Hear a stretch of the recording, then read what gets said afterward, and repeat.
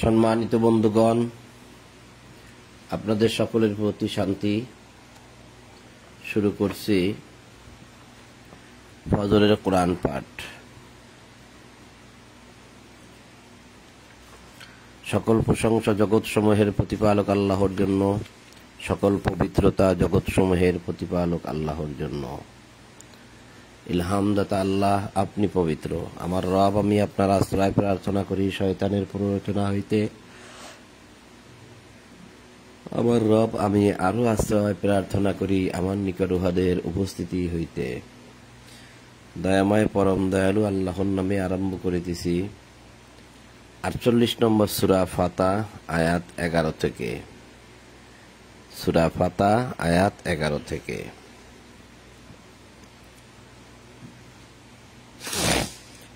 আল্লাহ বলছেন, আমরা একটু 10 নম্বর আয়াতটা পড়ব, তারপর 11তে যাব। যদিও 10 নম্বর আয়াতটা একবার পড়া হয়েছে, তারপর 10 নম্বর আয়াতটা একটু পড়ে আসি। আল্লাহ বলছেন,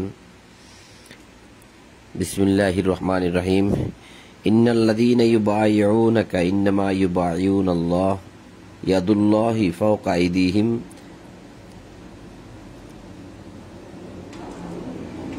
যাহারা তোমার হাতে বায়াত করে, যাহারা তোমার হাতে বায়াত করে, তাহারা তো আল্লাহর হাতেই বায়াত করে।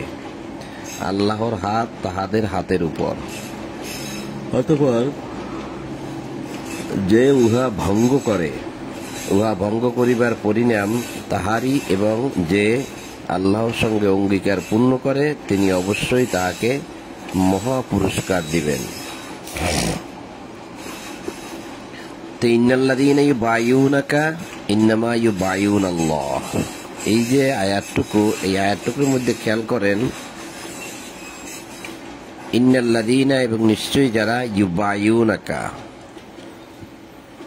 অঙ্গীকার করে, আনুগত্য করে, আনুগত্যের শপথ করে, অর্থাৎ তারা জীবন মরণ বাজি রেখে তোমার সাথে থাকবে, তোমার কথা শুনবে, তোমার সাথে যুদ্ধ করবে, এবং তারা তাদের জীবনের বিনিময়, অর্থাৎ এই জীবনের কোনো মায়া তারা করে না।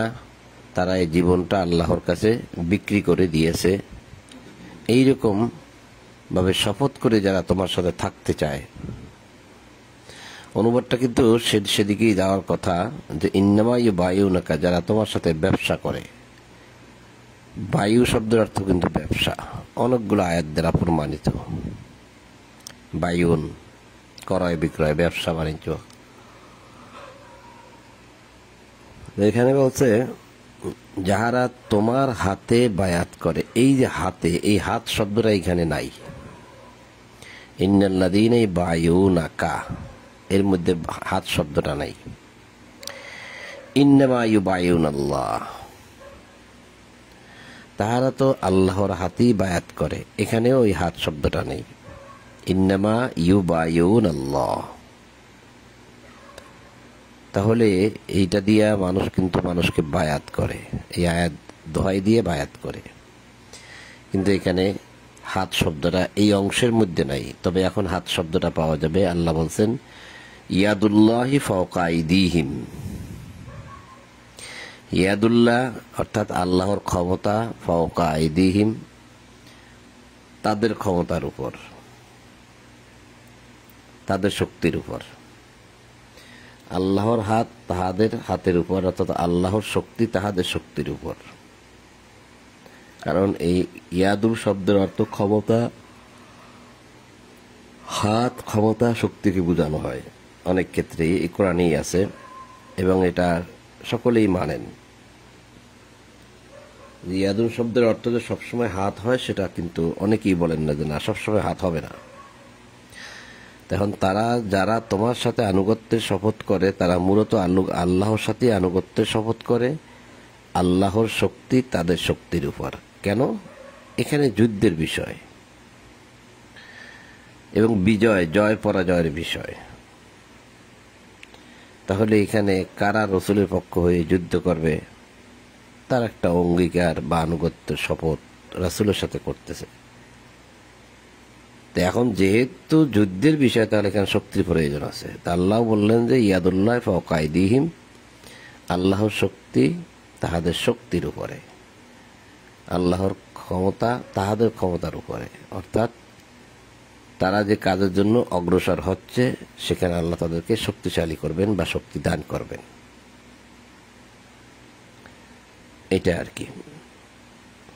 এরপরে বলছে অতঃপর যে উহা ভঙ্গ করে, উহা ভঙ্গ করিবার পরিণাম উহারই, এবং যে আল্লাহর সঙ্গে অঙ্গীকার পূর্ণ করে তিনি অবশ্যই তাহাকে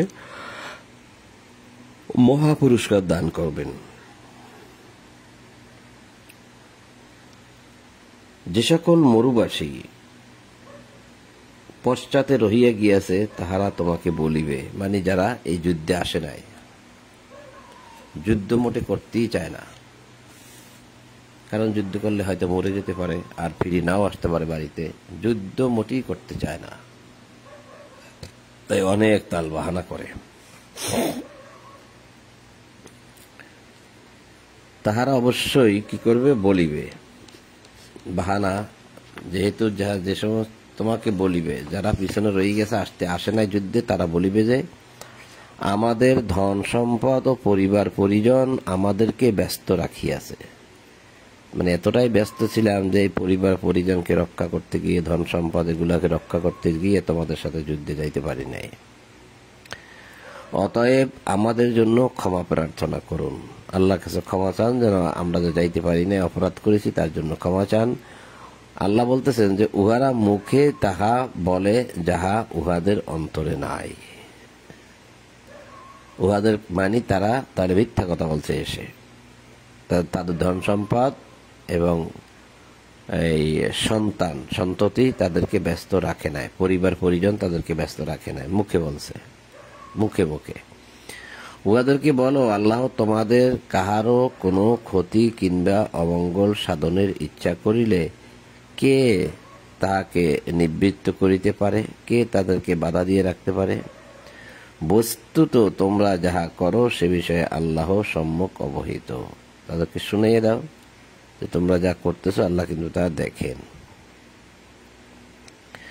না তোমরা ধারণা করিয়াছিলে যে রাসূল ও মুমিনগণ তাহাদের পরিবার পরিজনের নিকট কখনোই ফিরিয়া আসিতে পারিবে না।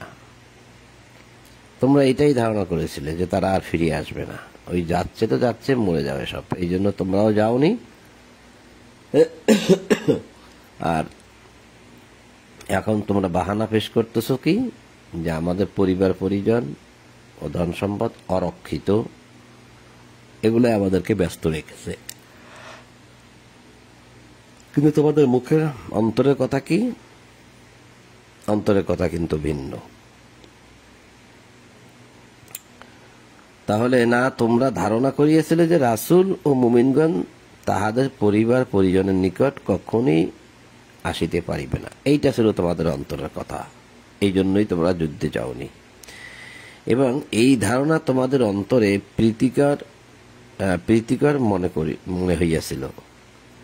তোমরা মন্দ ধারণা করিতেছিলে, তোমরা তো ধ্বংসমুখী এক সম্প্রদায়। যাহারা আল্লাহ ও তাহার রাসূলের প্রতি ঈমান আনে না, আমি সেই সব কাফেরদের জন্য জ্বলন্ত অগ্নি প্রস্তুত রাখিয়াছি। এখন মুখে মুখে যদি আপনি বলেন যে আমি বিশ্বাস করি, কাজ হবে না। এই বিশ্বাসীদেরকে নিয়েই কথা হচ্ছে। তারপরে আল্লাহ বলতেছেন যারা আল্লাহ ও তাহার রাসূলের প্রতি ঈমান আনে না, আমি সেই সব কাফেরদের জন্য জ্বলন্ত অগ্নি প্রস্তুত রাখিয়াছি। তাহলে যারা বিশ্বাস করে না তাদেরকে আল্লাহ কাফের বলেছে এই আয়াতে। তাহলে যারা মুখে মুখে বলে যে আমরা বিশ্বাস করি, তারা কিন্তু এই আয়াতের অন্তর্ভুক্ত। মুখে মুখে বলে যে আমরা বিশ্বাস করি, কিন্তু কাজে কর্মে আসে না, সাহায্যও করে না, তাহলে এটা তার বিশ্বাস হলো না, ধোঁকাবাজি হলো, প্রতারণা হলো। তো এই জন্যই আল্লাহ বলছে যারা বিশ্বাস করে না তাদের জন্য আগুন, অগ্নি। আমাল্লাম ইউমিন বিল্লাহি ওয়া রাসূলিহি ফাইন্না আ'তাদনা লিল কাফিরিনা সাঈরা। আকাশমণ্ডলী পৃথিবীর সর্বময় কর্তৃত্ব তো আল্লাহরই। তিনি যাহাকে ইচ্ছা ক্ষমা করেন এবং যাহাকে ইচ্ছা শাস্তি দেন। তিনি ক্ষমাশীল পরম দয়ালু। তারাও বলছিল যে আপনি আমাদের জন্য ক্ষমা চান। এই যে ক্ষমা, এই যে ক্ষমা, যে আমাদের জন্য ক্ষমা প্রার্থনা করুন। এখন ক্ষমা চাইলেই কি হবে? আল্লাহ যাকে ইচ্ছে তাকে ক্ষমা করবেন। আল্লাহ দেখবেন যে কে ক্ষমার যোগ্য, কে সলসাতুরি করে নাই, কে সলসাতুরি করেছে। তাহলে যে সলসাতুরি করেছে, যে প্রতারণা করেছে, মিথ্যা বলেছে, যুদ্ধে যায় নাই, তাহলে তাকে আল্লাহ ক্ষমা করবে কেন? এই জন্যই এখানে আসতেছে যে তিনি যাহাকে ইচ্ছা ক্ষমা করেন এবং যাহাকে ইচ্ছা শাস্তি দেন। তিনি ক্ষমাশীল পরম দয়ালু। তোমরা যখন যুদ্ধলব্ধ সম্পদ সংগ্রহের জন্য যাইবে, তখন যাহারা পশ্চাতে রহিয়া গিয়াছিল তাহারা বলিবে, আমাদেরকে তোমাদের সঙ্গে যাইতে দাও। উহারা আল্লাহর প্রতিশ্রুতি পরিবর্তন করিতে চায়। বলো, তোমরা কিছুতেই আমাদের সঙ্গী হইতে পারিবে না। তাহলে এই যে একটা কথা আমরা এখানে দেখতে পারলাম যে সায়াকুলুল মুখাল্লাফুনা ইদান তালাকতুম ইলা মাগানিমা লিতাআখুযুহা যারুনা নাত্তাবিউকুম ইলা মাগানিমা। যে মাগানিমা মানে গানিম, গানিম অর্থাৎ সম্পদ উপার্জন।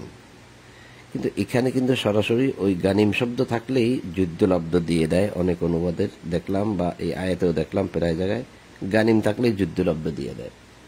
তো গানিম শব্দের অর্থ তো হচ্ছে সম্পদ। এখানে যুদ্ধলব্ধ হবে কেন সেটা? তোমরা যখন যুদ্ধলব্ধ সম্পদ সংগ্রহের জন্য যাইবে, সব জায়গায় যুদ্ধলব্ধ দিয়ে দিছে।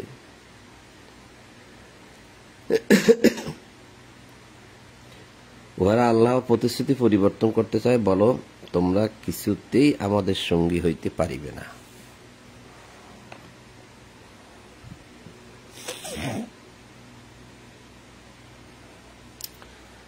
আল্লাহ পূর্বেই এইরূপ ঘোষণা করিয়াছেন। উহারা অবশ্যই বলিবে, তোমরা তো আমাদের প্রতি বিদ্বেষ পোষণ করিতেছ। বস্তুত উহাদের বোধশক্তি সামান্য।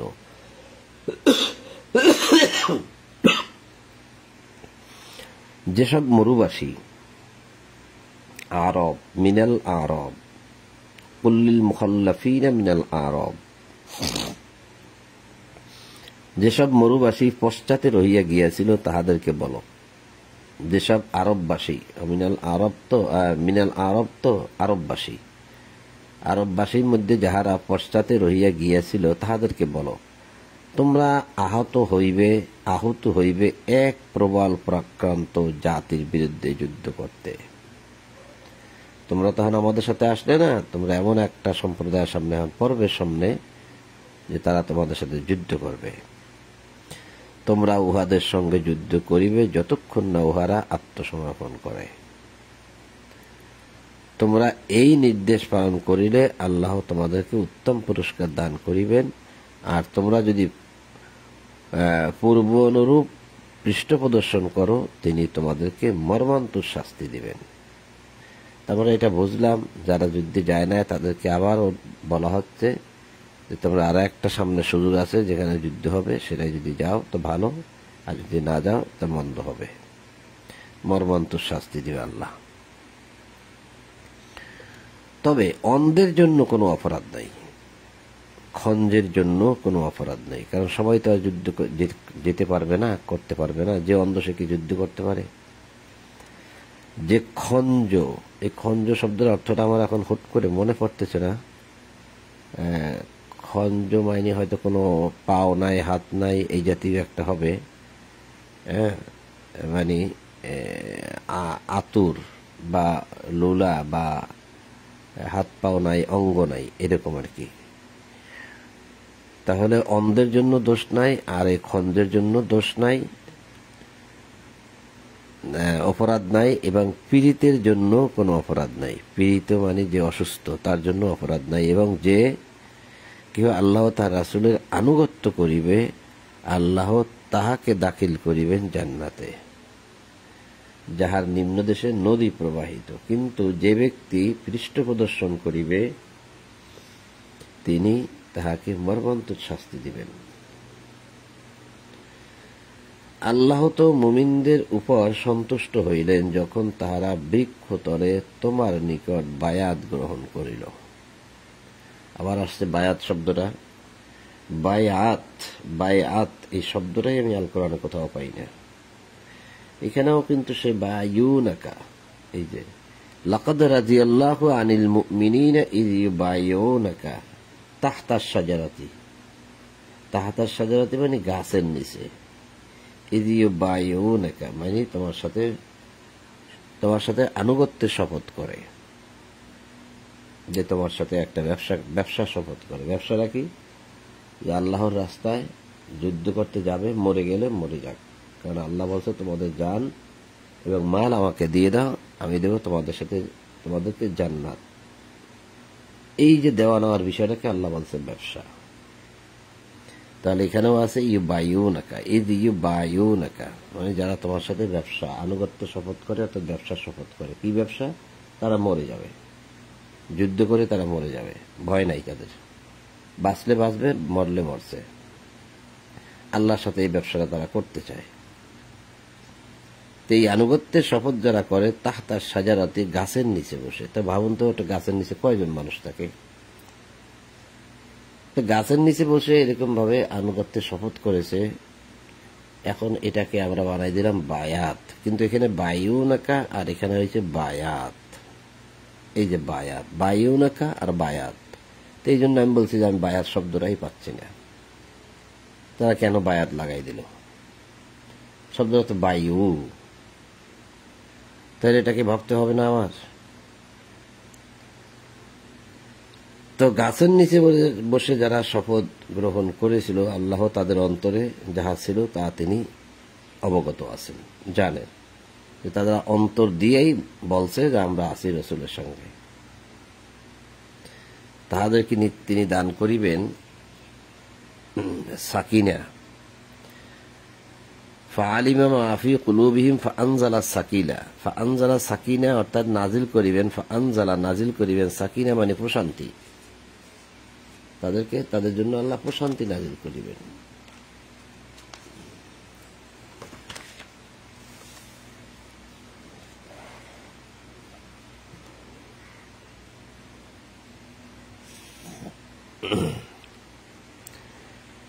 প্রশান্তি নাজিল করলেন এবং তাদেরকে পুরস্কার দিলেন আসন্ন বিজয়ের। এই যে যুদ্ধের বিষয়, এই যে বিজয়ের বিষয়।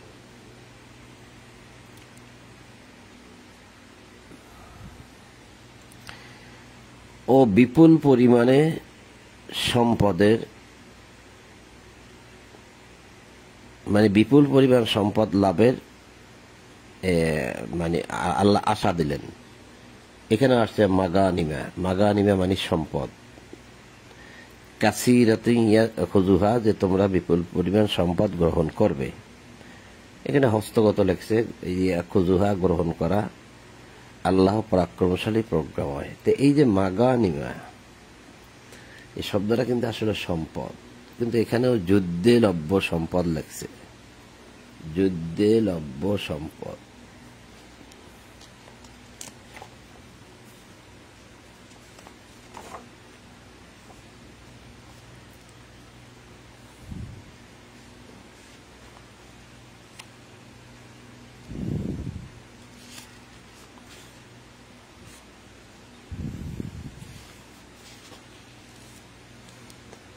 দেখুন তো, এখানে কিন্তু মাগানিমা শব্দটা আছে আমার আঙ্গুল বরাবর।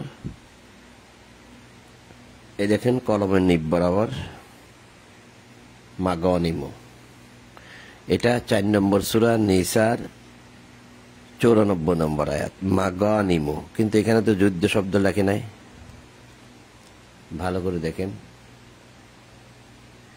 এখানে তো এই যে মাগানিমু কাসীরাতুন, এখানেও কাসিরা আছে, মাগানিমু কাসীরাতুন। এখানে কিন্তু যুদ্ধের সম্পদ লেখে নাই, লেখছে যে আল্লাহর নিকট অনায়াসলভ্য সম্পদ প্রচুর রহিয়াছে। সম্পদ প্রচুর রহিয়াছে, সম্পদ প্রচুর রহিয়াছে। সম্পদ এখানে যুদ্ধলব্ধ লেখে নাই, আবার অনায়াসলভ্য লিখে দিছে। আবার অনায়াসলভ্য প্রয়োজনটা কি ছিল? কাসিরা অর্থাৎ প্রচুর, অনেক রয়েছে। আল্লাহর নিকট সম্পদ অনেক রয়েছে, প্রচুর রহিয়াছে। তাহলে এই যে মাগানিম, এখানে কিন্তু যুদ্ধলব্ধ দে নাই, তাহলে এইখানে কেন দিচ্ছে যুদ্ধলব্ধ? এটাও তো সেই মাগানিম। এই যে দেখেন, এই যে মাগানিম, আরো একটা আছে এই যে মাগানিমা, মাগানিমা। তো এখানে ও বিপুল পরিমাণ সম্পদ, এটা হওয়ার কথা, কিন্তু যুদ্ধলব্ধ এটা অতিরিক্ত লেখা হয়েছে। যাহা উহারা হস্তগত করিবে মানে পাইবে আল্লাহ পরাক্রমশালী প্রজ্ঞাময়। আল্লাহ তোমাদেরকে প্রতিশ্রুতি দিয়েছেন বিপুল সম্পদের। এই কথাটা না তারা লিখবে, বিপুল সম্পদের। এখানেও লিখে দিয়েছে যুদ্ধলব্ধ সম্পদ, যাহার অধিকারী হইবে তোমরা।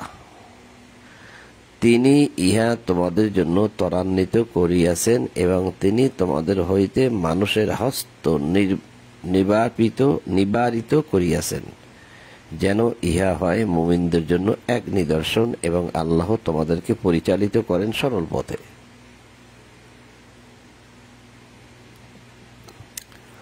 এবং আরো রহিয়াছে যাহা এখনো তোমাদের অধিকারে আসে নাই, ইহা তো আল্লাহর আয়ত্তে রাখিয়াছেন। আল্লাহ সর্ববিষয়ে সর্বশক্তিমান। কাফিররা তোমাদের মোকাবেলা করিলে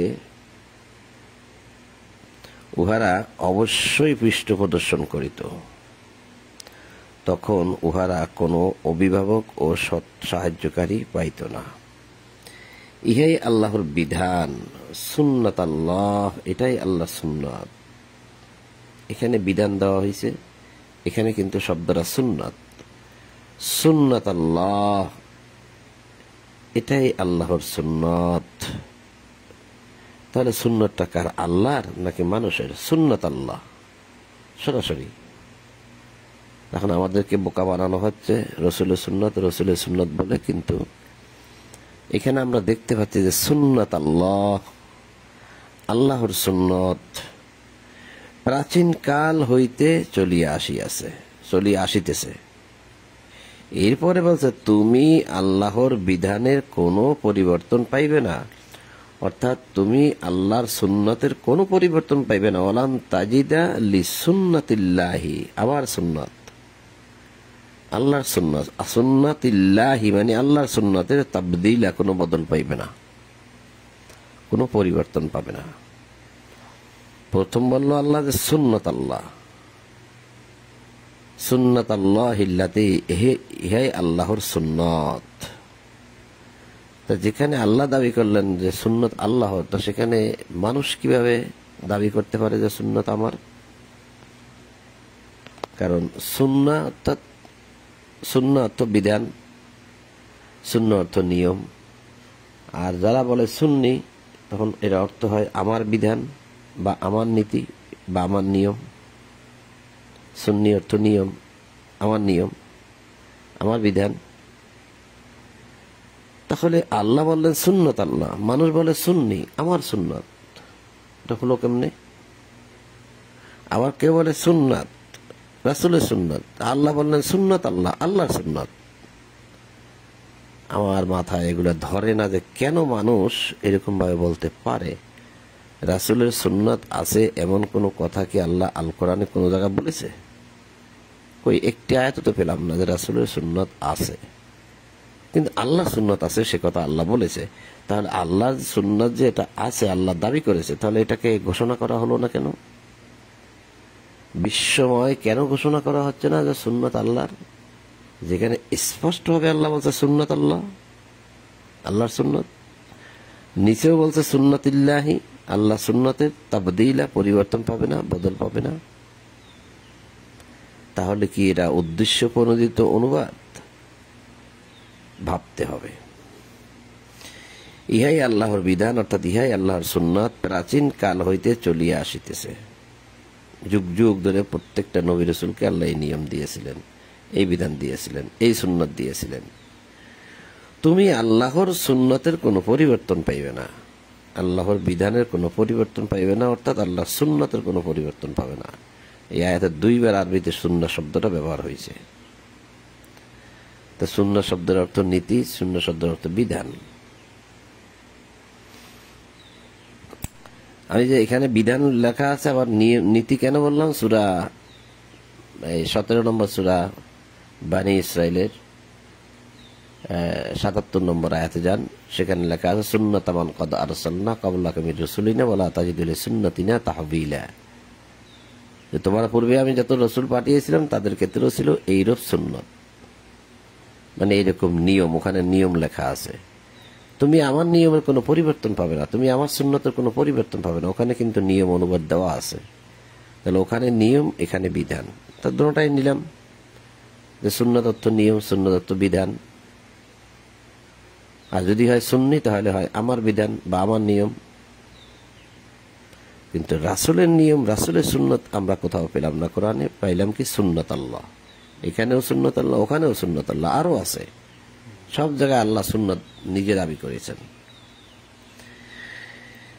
তিনি মক্কা উপত্যকায় উহাদের হস্ত তোমাদের হইতে এবং তোমাদের হস্ত উহাদের হইতে নিবারিত করিয়াছেন।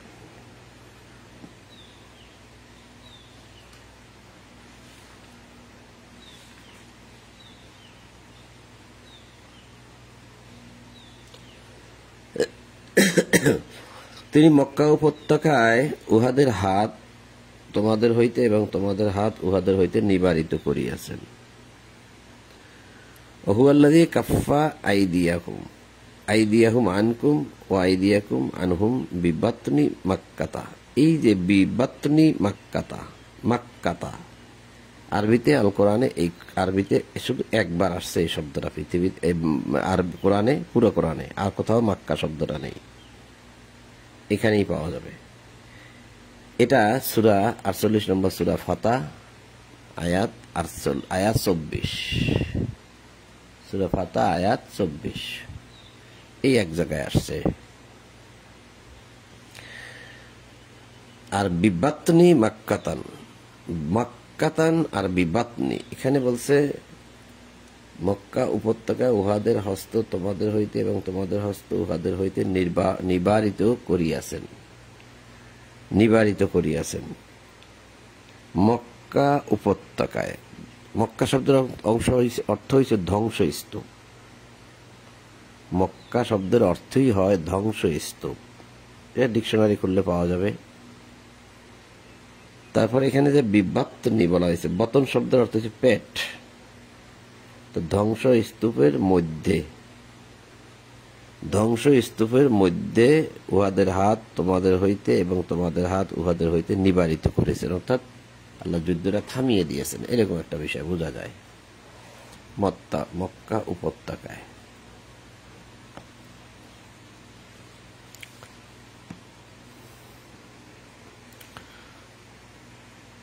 এবং উহাদের উপর তোমাদেরকে বিজয় করিবার পর তোমরা যাহা কিছু করো আল্লাহ তাহা দেখেন বা জানেন, বাসীরা সব দেখেন, তাআলামুনা জানেন। তো সম্মানিত বন্ধুগণ, সূর্য উঠে যাচ্ছে। আজকে মোটামুটি কিছুটা পড়া হলো, যদিও শেষে উঠছি। 48 নম্বর সূরা ফাতার 24 নম্বর আয়াত পর্যন্ত পাঠ শেষ হলো। পরবর্তীতে 25 থেকে ইনশাল্লাহ শুরু হবে আশা করি, যেহেতু অনেক বড় আয়াত, অনেক কথা আছে, এখন আর সেটা সম্ভব না। তা আপনাদের সকলের প্রতি শান্তি এবং সকল প্রশংসা জগৎ সমূহের প্রতিপালক আল্লাহর জন্যই বলেই আজ ফজরের কোরআন পাঠ এখানেই সমাপ্ত করলাম। আলহামদুলিল্লাহি রাব্বিল আলামিন। সালামুন আলাইকুম।